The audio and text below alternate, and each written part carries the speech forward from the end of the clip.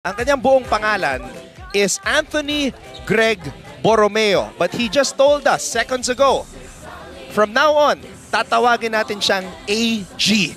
AG, ang lupit mo. Grabe yung depensa mo kay Jimboy Estrada.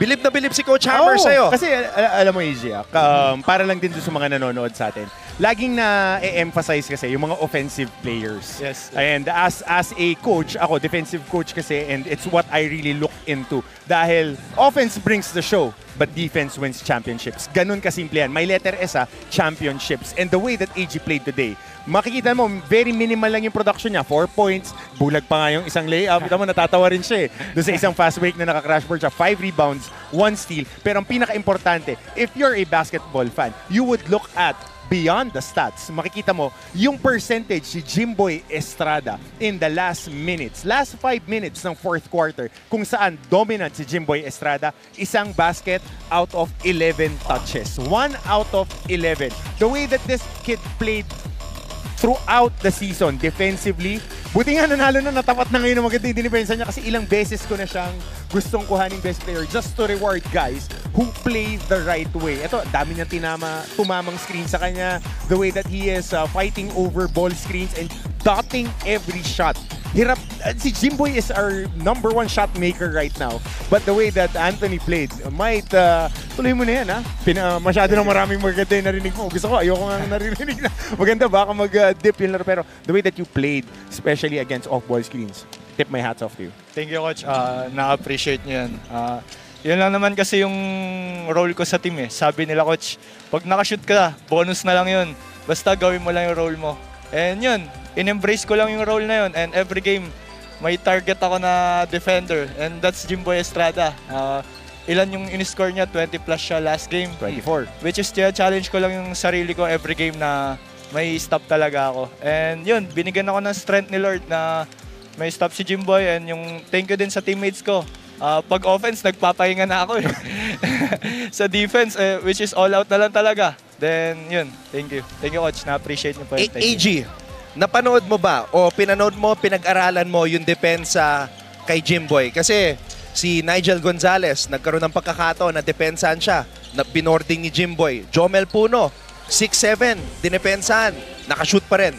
So pinag-aralan mo ba yun at nakatulong ba yun today? Yes. I watched yung last game nila versus Beda.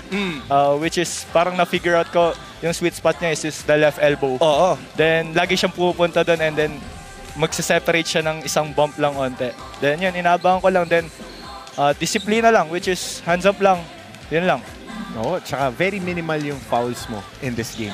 Usually, pagka mga defenders na malagkit dumipensa, natatawagan ng fouls. But you were very disciplined. Ganda ng keyword na ginamit mo. Especially on off-ball screens. Hindi mapapakita as highlights. Pero napakahirap kasi as a defender na, lalo na main guy, 2 pin down screen, stagger screen, tatama at makunat pa umi-screen sila. Habilyonar, may resibo ka nga eh. Masakit mag-screen. Pero yung mga ganung bagay, it's something that kailangan, may mga player na gusto dumipensa, yung dumidepensa talaga yung mga gustong-gusto. Ano yung preparation mo pa? Kasi throughout the season, consistent defensive effort yung pinakita mo. Ano yung mga ginagawa mong preparation going towards games like this na ina-expect mo, matitindi talaga umiscore yung babantayan? At ano yung preparation mo kay Clint Escamis sa last game niya ng season? Ako, kung sasabihin, makukuha niyan, magtatago na resibo yan. Which is, ginagawa ko lang din naman sa practice. Kung ano yung ginagawa ko sa game, yun lang din naman kasi lalabas sa game talaga. Kung ano yung ginagawa ko sa practice, yun lang din yung lalabas sa game. Which is, sa practice, all out ako. Kung may screen, then babasahin ko yung screen. Kung kaya ko over ako. Pero ang role kasi namin kay Jimboy is over talaga. Then, parang sabi ni Coach Tax, deny ko na talaga eh. Pero yun, may instances na nakaka-receive pa rin siya ng bola kasi di naman may iwasan yan eh. Then, contain lang. Kung na-receive niya yung bola, disiplina lang. Walang sundot, stay in front, tumira, hands up, backs out. Yun lang.